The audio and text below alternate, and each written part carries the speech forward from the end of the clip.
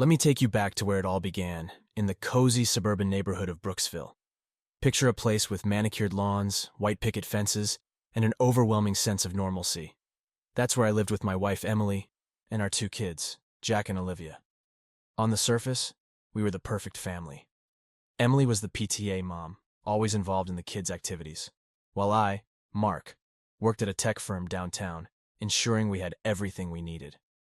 Our house was a two-story colonial-style home with a charming facade, complete with blue shutters and a front porch where we'd often sit in the evenings, watching the kids play. Inside, it was a different story. Our marriage, which had once been full of passion and excitement, had settled into a monotonous routine.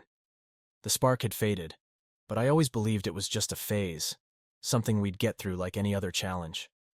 Emily was stunning, with her blonde hair and piercing blue eyes. She had a magnetic personality, drawing people in with her charm and wit. At social gatherings, she was the life of the party, always laughing and telling stories. I was more reserved, preferring the quiet corners where I could observe and reflect. Despite our differences, we had a bond that I thought was unbreakable. Brooksville was small enough that everyone knew each other, but big enough to provide some anonymity. It was the kind of place where secrets were hard to keep, but not impossible. And that's where the trouble started. In the midst of our seemingly perfect life, small cracks began to appear. Little did I know, these cracks were just the beginning of a much larger fracture that would soon shatter our world. It started with the little things, as it always does. Emily began to change in ways that I couldn't quite put my finger on at first. She started dressing up more, even on days when she wasn't going out. Her casual jeans and t-shirts were replaced by fitted dresses and high heels. When I asked about it, she brushed it off, saying she just wanted to feel good about herself. She became glued to her phone, always texting or checking her social media. She would laugh at messages and then quickly lock her screen when I walked by. Our conversations, once so easy and natural, became stilted and awkward. When I asked her what was so funny, she'd just smile and say it was nothing. Then, there were the nights out with the girls, which seemed to happen more and more frequently. Emily used to be a homebody, preferring quiet nights with a movie and a glass of wine. But now she was always eager to go out, often coming home late and reeking of alcohol and perfume that wasn't her own. When I'd ask about her night, she'd get defensive, accusing me of being controlling. I tried to give her the benefit of the doubt. I mean, she was my wife, the mother of my children. But the doubts were like gnawing little insects in the back of my mind, refusing to be swatted away. I noticed other things too, like the way she'd suddenly hang up calls when I entered the room, or how she was always working late on her volunteer projects. The intimacy between us dwindled. Sex, once passionate and frequent, became sporadic and mechanical. She was distant, her mind clearly somewhere else even when we were together. I felt like I was losing her, but every time I tried to talk about it, she'd explode, turning the blame on me for being paranoid and untrusting. One night, after another one of her late returns, I decided to look through her phone. It felt wrong, invasive even, but I couldn't shake the feeling that something was terribly off. Of course, her phone was locked and she had changed her password. This was new. She never used to lock her phone around me. The tipping point came one Saturday afternoon. Emily said she was going out for a few hours to run some errands. I had taken the kids to the park and returned home earlier than expected. Her car was still in the driveway, which was strange since she said she was leaving. Inside, I heard her on the phone, her voice low and hushed. I couldn't make out all the words, but the tone was unmistakable, intimate, secretive. "Yeah, I can't wait to see you again." "No, he doesn't suspect a thing. I'll call you later, okay? Love you too." My heart dropped into my stomach. Emily was having an affair. The woman I loved, trusted, and built a life with was betraying me in the worst possible way. The suspicions that had been simmering finally boiled over into a sickening reality. From that moment on, everything changed. I knew I had to find out the truth, no matter how painful it might be. The perfect life we had built in Brooksville was about to unravel, and I was determined to uncover every lie that Emily had told. The very next day, I devised a plan. If Emily was hiding something, I needed proof. Irrefutable evidence that would shatter any lies she might spin. I felt like a spy in my own home, a reluctant detective on the trail of an affair that was eating away at my soul. I started by hiring a private investigator. His name was Jack, a grizzled veteran of the trade with more than a few stories to tell. He assured me he had seen it all, and that he would get to the bottom of whatever was happening. Jack started tailing Emily, documenting her movements, taking photos, and gathering any evidence of her infidelity. While Jack was doing his work, I kept my eyes and ears open at home. I noticed more and more inconsistencies. Emily's excuses became flimsier, her behavior more erratic. She'd leave the house saying she was going to the grocery store, but would come back hours later with barely a bag of groceries. The late-night texts and calls increased, and she became even more secretive, often leaving the room to take her calls. After a week of investigation, Jack called me with news. "Mark, I've got something you need to see," he said, his voice grave. We met at a small cafe on the edge of town. Jack handed me a manila envelope, and inside were photos of Emily with another man. They were at a fancy restaurant, then leaving a hotel together, arms around each other, her head resting on his shoulder. The intimacy in the photos was undeniable. The man in the photos was someone I recognized, Jake, a so-called friend from our social circle. He was always charming, always around, and I never suspected a thing. The betrayal was a double blow, from both my wife and someone I considered a friend. One night, after the kids were asleep, I decided it was time to dig deeper. Emily had left her laptop on the kitchen counter, and I couldn't resist the opportunity. She had always been careless with her passwords, and it didn't take long for me to crack it. I searched through her emails, her social media, and finally, her hidden folder of messages. There it was, in black and white. Explicit messages, plans to meet, declarations of love. The messages were graphic, detailing their sexual encounters, making my blood boil with every word I read. The extent of their affair was laid bare, and it was worse than I imagined. They had been meeting for months, maybe even a year. In those messages, Emily described me as controlling and boring, someone who didn't understand her needs. She praised Jake for making her feel alive, for giving her the excitement she craved. Every message was a stab to the heart, every word confirming the betrayal that had destroyed our marriage. As I sat there, seething with rage and disbelief, Emily walked into the kitchen. Her eyes widened as she saw the laptop open, her face quickly turning from surprise to anger. "What the hell are you doing, Mark?" she demanded, trying to snatch the laptop from me. "I know everything," I said, my voice cold and steady, even though my insides were churning. "I know about you and Jake. I've seen the messages, the photos. I know you've been cheating on me." Emily's face went pale, then red with fury. "How dare you go through my private messages? That's an invasion of privacy." "Invasion of privacy? You're seriously talking about privacy after what you've done? You've been lying to me, cheating on me, destroying our family," I shouted, unable to contain my anger any longer. Her eyes flashed with defiance.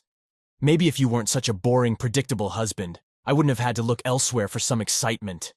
She spat, her words like venom. That was it. The final straw. I stood up, trembling with rage. "Get out," I said, my voice low and dangerous.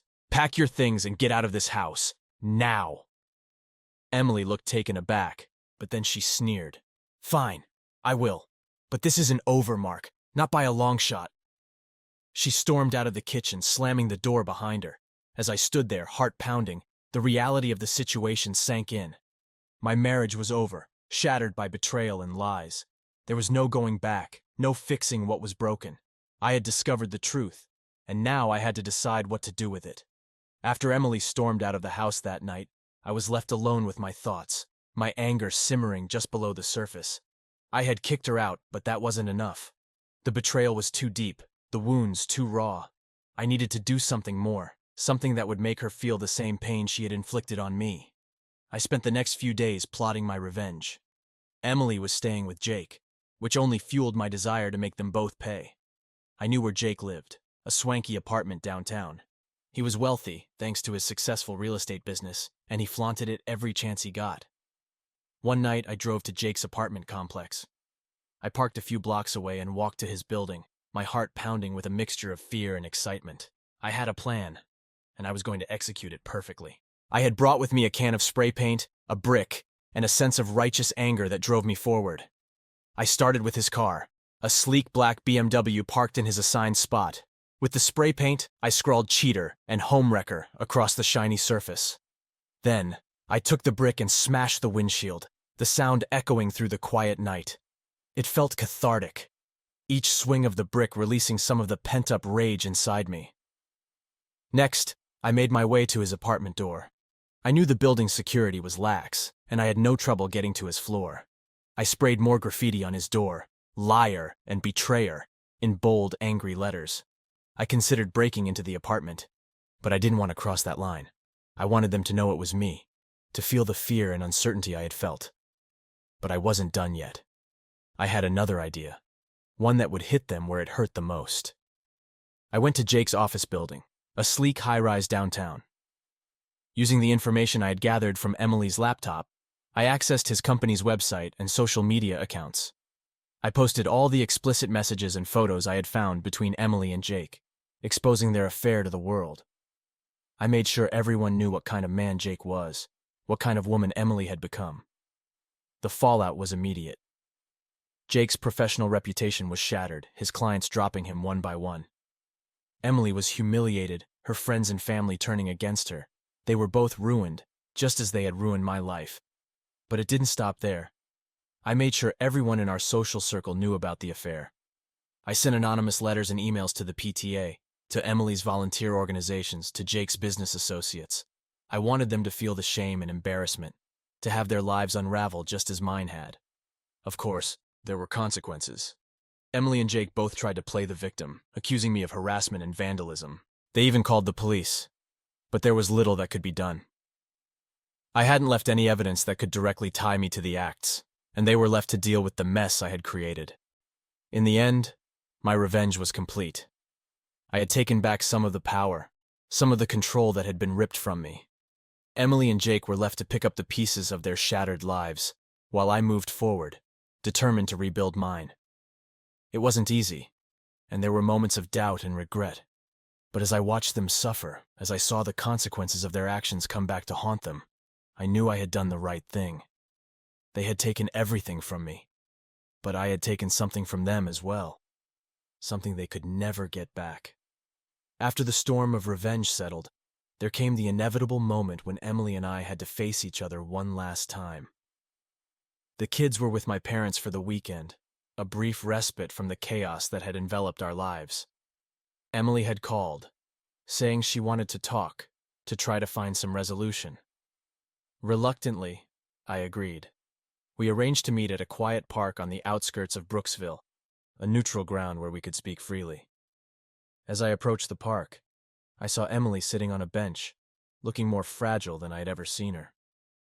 Her once confident posture was slumped, her eyes puffy from what looked like days of crying.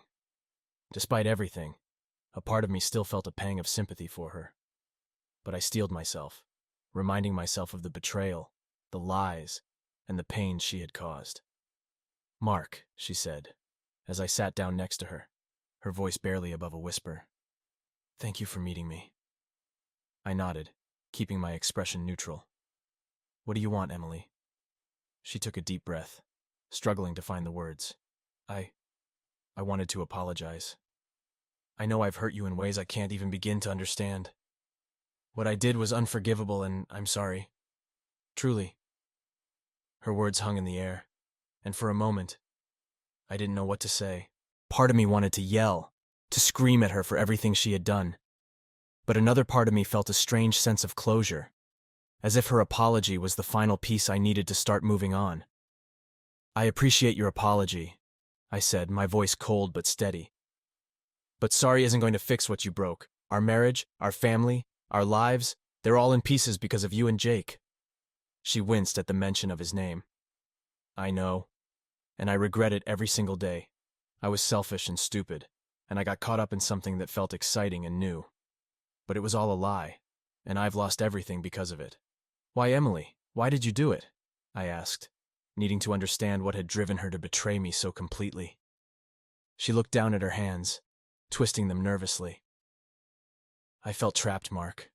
Our life had become so predictable, so routine. I needed something more, something to make me feel alive again. Jake offered that. He made me feel wanted, desired. But it was all an illusion. And what about me? Our kids? Did you ever think about what this would do to us? My voice cracked with emotion, the hurt and anger spilling over. I did. I thought about it all the time. But I was too caught up in my own feelings to see the damage I was causing. And by the time I realized it, it was too late. We sat in silence for a moment, the weight of her words sinking in. I could see the remorse in her eyes, the regret etched into her face. But it didn't change what had happened. I'm filing for divorce, I said finally, the decision made. There's no coming back from this, Emily. We can't fix what's broken. She nodded, tears streaming down her cheeks. I understand. I knew this was coming. I wish things could have been different. So do I replied, standing up. But this is the path we've taken. Now we have to live with the consequences. As I walked away, I felt a strange mix of emotions. Sadness, anger, relief, all swirling together in a chaotic blend. Our last conversation had given me some closure, but it also solidified the end of our marriage. There was no going back, only forward. And as I left the park, I felt a small spark of hope that maybe, just maybe, I could start to heal and build a new life for myself and my kids. The days leading up to the trial were a whirlwind of paperwork, lawyer meetings, and emotional turmoil. Emily and I had both hired attorneys, and the process was as contentious as I expected. Despite our mutual agreement on the divorce, there were still many details to iron out: custody arrangements, division of assets, and spousal support. Each issue felt like another battle in the war that had become our relationship. The courtroom was cold and sterile, a far cry from the warmth of the home we had once shared. Emily sat across from me, looking distant and resigned. Our lawyers did most of the talking, arguing back and forth over who should get what and how much. The judge, a stern woman with a no-nonsense demeanor, listened patiently, her expression giving away nothing.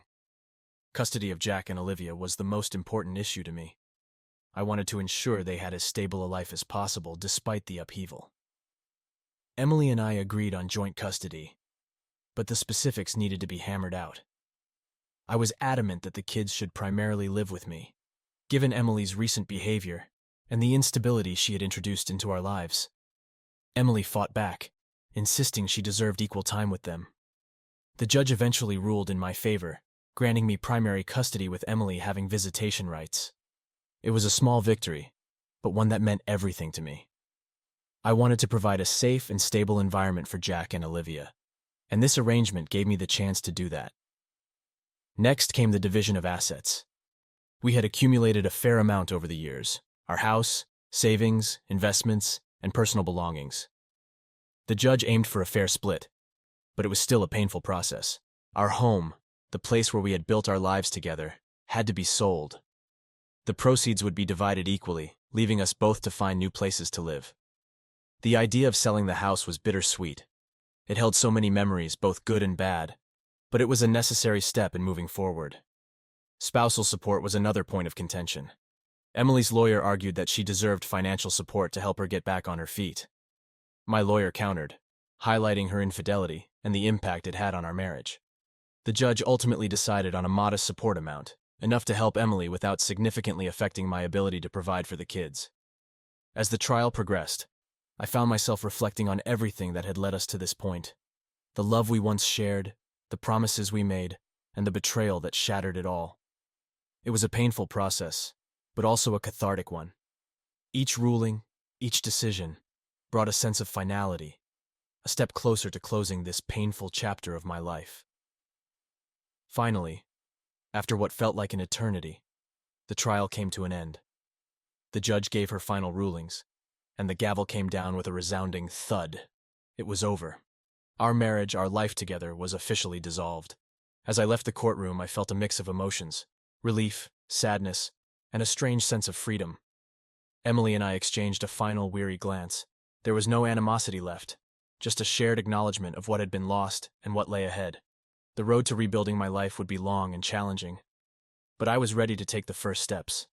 I had my kids, my determination, and a glimmer of hope for the future. The trial was over, but my journey was just beginning. With the trial behind me, I focused on the future. The weight of the past still lingered, but I was determined to build a new life for myself and my kids. The first step was finding a new home, a place where we could start fresh. I found a cozy 3-bedroom house in a different neighborhood, far enough from Brooksville to avoid constant reminders of Emily and Jake, but close enough to keep the kids in the same school. Moving day was a whirlwind of activity. Friends and family came to help, their support a comforting presence during this transition. Jack and Olivia were excited about the new house, their energy infectious as they picked out their new rooms and planned how to decorate. Seeing their smiles, their resilience, gave me the strength to keep moving forward. As we settled into our new home, I focused on creating a sense of normalcy for Jack and Olivia. We established new routines, filled the house with laughter and love.